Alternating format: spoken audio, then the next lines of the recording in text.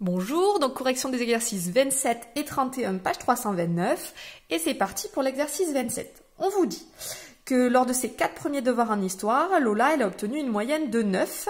Quelle note est-ce qu'elle devra obtenir au 5e devoir pour avoir 10 de moyenne?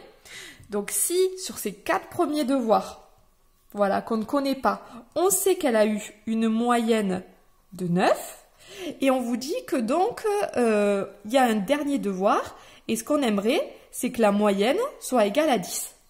Donc, si sur ces 4 premiers devoirs, elle a eu 9 de moyenne, on peut considérer que c'est comme si elle avait eu 9, 9, 9 et 9.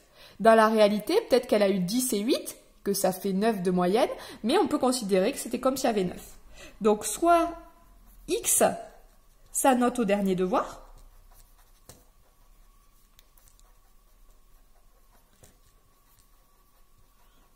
donc moi, je veux que 9 plus 9 plus 9 plus 9, c'est-à-dire 4 fois 9 plus sa note au dernier devoir x, divisé par le nombre de notes, il y en aura eu 1, 2, 3, 4 et 5, ce soit égal à 10.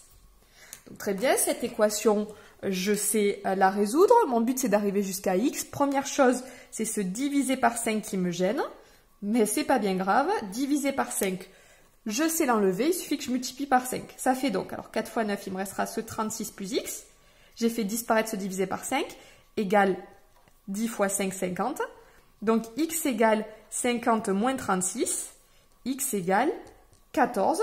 Donc Lola, elle doit avoir 14 sur 20, donc au dernier devoir, pour espérer avoir 10 de moyenne, je crois. Exercice 27, je me perds. Voilà, c'est ça.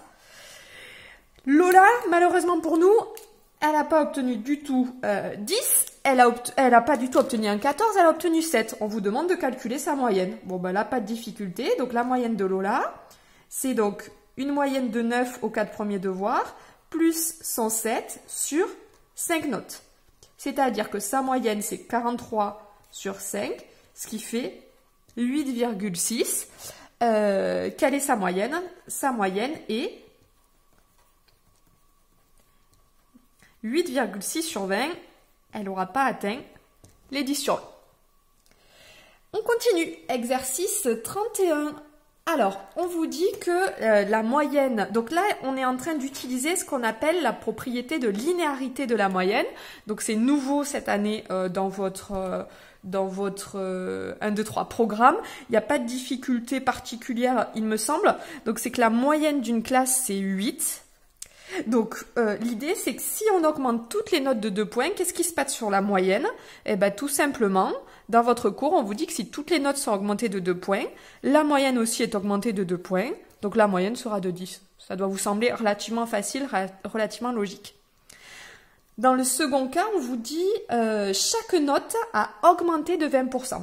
Alors là, ce qui me faisait plaisir, c'est qu'on pouvait revenir sur le chapitre pourcentage. Donc, augmenter de 20%, ça revient à multiplier par 1, plus, puisque c'est augmenté, 20 sur 100. Voilà, c'est-à-dire 8 fois 1,2, et ça fait 9,6. Dans ce cas-là, la moyenne, elle serait de 9,6. Voilà pour ces 2 exercices et puis on se retrouve pour la suite. Bon courage!